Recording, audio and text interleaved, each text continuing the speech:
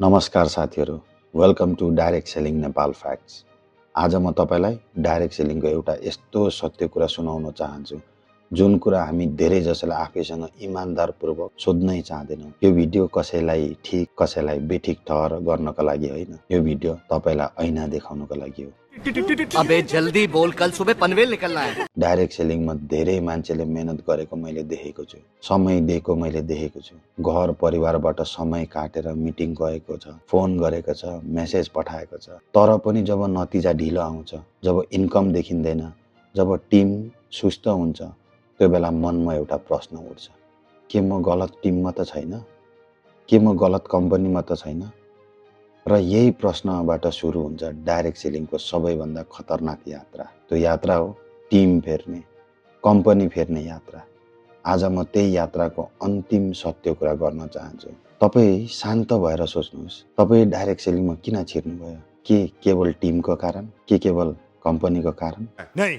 सुरुमा कसैले इन्स्पायर गर्यो, कसैले सपना देखायो, कसैले स्टेजमा उभिएको देखायो, तर त्यो इन्सपिरेसन भन्दा पनि ठुलो कुरा के थियो? तपाईँको आफ्नै चाहना, तपाईँको आफ्नै परिस्थिति र तपाईँको आफ्नै रिजन। अब सोच्नुहोस्, यदि त्यो रिजन अझै उस्तै छ भने के केवल टिम चेन्ज गर्दा सबै कुरा बदलिन्छ? एउटा मान्छे डाइरेक्ट सेलिङमा आउँछ, ऊ धेरै एक्साइटेड हुन्छ, ऊ भित्र महसुस गर्छ यो मेरो लागि मौका हो। सुरुको केही हप्ता राम्रो जान्छ, सबै कुरा नयाँ हुन्छ, नयाँ मान्छे, नयाँ कुरा, नयाँ आशा। तर समय बित्दै जान्छ, मिटिङमा मान्छे घट्दै जान्छ, टिम ग्रुप शान्त हुँदै जान्छ, फलोअप गर्न मन लाग्नु छोड्छ।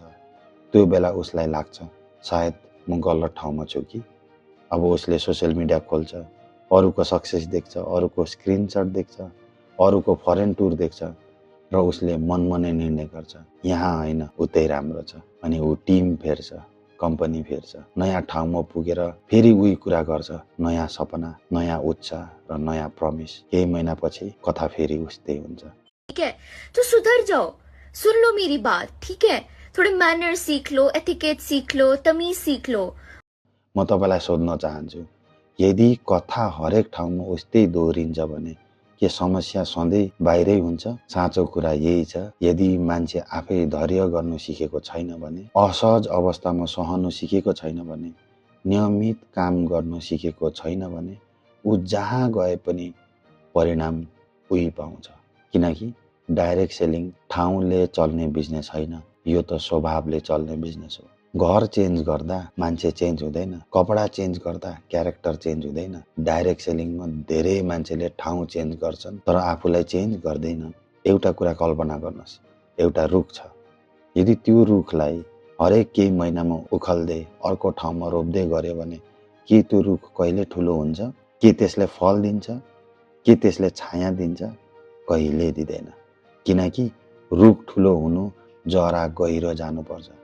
डाइरेक्ट सेलिङमा पनि जरा हुन्छ, त्यो जरा हो भरोसा, सम्बन्ध, निरन्तरता र समय। अब तपाईँ टिम फेर्नुहुन्छ, तपाईँ हरेक पटक आफ्नो जरा काट्दै हुनुहुन्छ र जरा काटिएको बिजनेस जति चम्किए पनि भित्रैबाट कमजोर हुन्छ। एउटा अझै सरल उदाहरण सोच्नुहोस्, यदि तपाईँ हरेक 6 देखि 8 महिनामा आफ्नो मोबाइल नम्बर चेन्ज गर्नुहुन्छ भने मान्छेले तपाईँलाई कल गर्छ, भरोसा गर्छ, याद राख्छ? डाइरेक्ट सेलिङमा टिम चेन्ज गर्नु ठ्याक्कै मोबाइल नम्बर चेन्ज जस्तै हो। हरेक पटक पहिचान फेरि जिरो, विश्वास फेरि जिरो।